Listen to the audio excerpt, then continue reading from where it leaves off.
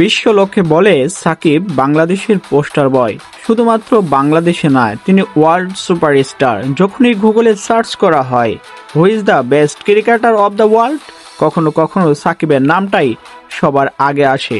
আবার কখনো বিশ্বসেরা অলরাউন্ডার তালিকাটা সার্চ করলে সাকিব আল হাসানের নামের পাশে বাংলাদেশের পতাকাটা জ্বলজ্বল করে জ্বলতে থাকে।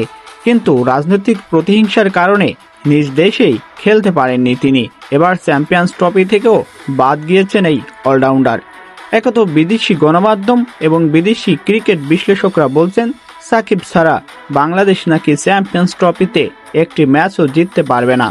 এবার নতুন করে সংযুক্ত হলো বাংলাদেশের ক্রিকেট সংশ্লিষ্টরা। বাংলাদেশের ক্রিকেট বোদ্ধারা বলছেন সাকিবকে ছাড়া জয়ের কল্পনা করা বাংলাদেশের জন্য অনেকটা বোকামি হবে।